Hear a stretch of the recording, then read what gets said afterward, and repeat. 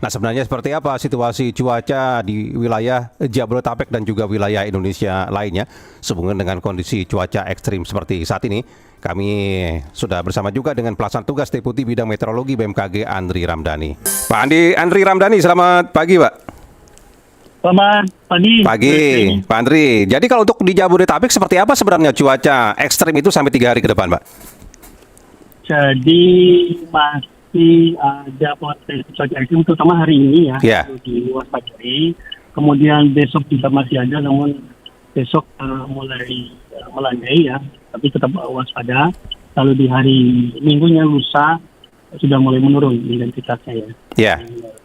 Pantau juga Senin juga masih sama, mulai intensitasnya juga mulai menurun. Jadi perlu kewaspadaan mungkin di hari ini ya, terutama di wilayah Jakarta Utara, Selatan, Barat, yang juga mungkin sebagian di wilayah timur Jakarta. Iya. Hampir merata ya hari ini juga. Pagi ini kami pantau di radar cuaca yang tadi ya, yang real time sudah terjadi hujan di cukup lebat ya di sekitar wilayah Jakarta Barat itu. Ya, nah ini kan durasi hujannya kan dari kemarin ya Pak, itu kan lama sekali itu Pak, sampai berjam-jam begitu ya. Kenapa bisa seperti itu Pak Andri? Karena memang kita pahami bersama saat ini adalah puncak musim hujan di wilayah Jabodetabek.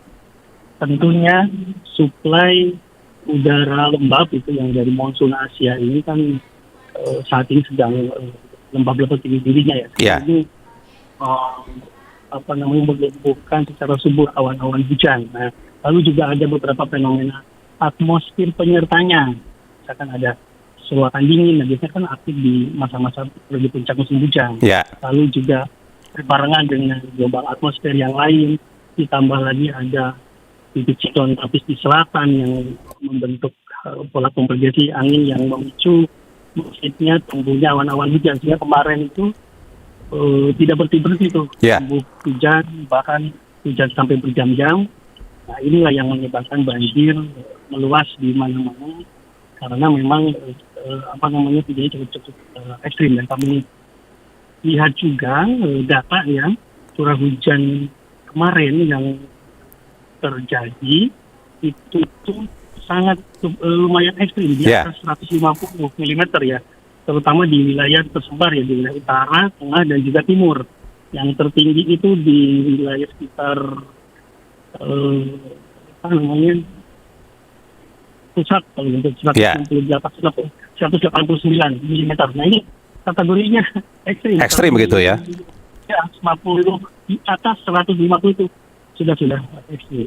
Apalagi hari ini juga ada potensi yang sama, terutama nanti di siang ke sore hari ya, menjelang malam hari. Nah, ini juga tentunya yang masih ada genangan akan bertambah lagi. Ya, untuk waspada, hati-hati begitu ya Pak, karena ada kemungkinan ada tambahan genangan lagi dari siang sampai malam nanti begitu ya Pak, cuacanya ekstrim lagi begitu ya. Ya, Pak Andri, tapi ini kan dari BMKG kalau yang saya baca itu kan potensi cuaca ekstrim ini diperkirakan akan terjadi sampai dengan akhir Januari. Nah, apakah setelah nanti tanggal 25, 26, 27 atau menjelang akhir Januari itu makin menurun Pak intensitas hujannya Pak? Jadi ini Januari ini tuh masih berada pada periode puncaknya. Ya, sampai akhir Januari begitu Pak Andri? Ya, akhir Januari puncak, tapi nanti Februari itu pun masih bisa ada kemungkinan berlanjut karena kan masih periode musim hujan.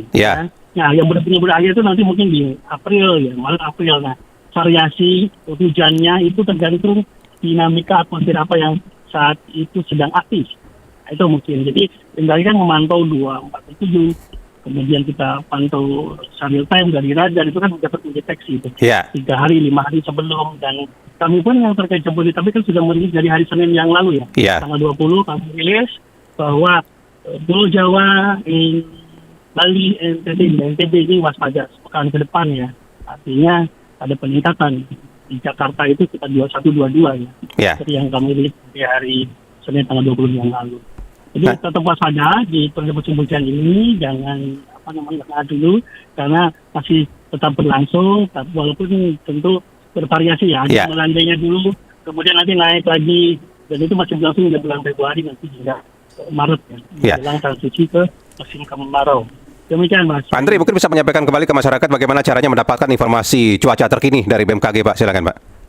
Jadi cuaca terkini tentu yang utama adalah di aplikasi pemerintah yang real time. Jadi BMKG itu memberikan leveling waktu frame waktu ya, mulai dari misalkan bulanan, 3 bulan hingga harian dan juga jam-jam. Semua tersaji di aplikasi info BMKG, lalu juga di medsos, di YouTube, dan juga mungkin juga di berbagai medsos ya. Instagram mungkin yang lebih aktif juga update ya, di info BMKG. Dan juga yang penting adalah real time. Real time-nya ada di info BMKG karena itu berdasarkan radar yang diupdate setiap 15 menit sekali. Jadi dilihat tuh di lokasi di mana dilihat data radarnya ketika sudah merah ataupun misalnya dari kuning aja sedang kuning. Nah itu juga dapat dipantau berapa jam ke depan.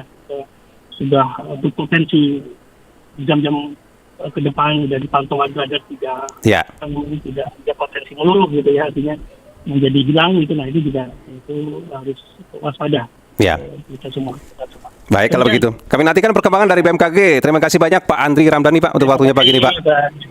Ya. Selamat pagi Pak Andri. Pagi. Pelaksana tugas Deputi Bidang Meteorologi BMKG Andri Ramdhani. Baik kita pantau kembali ya bagaimana situasi terkini di berbagai daerah khususnya di wilayah Jabodetabek.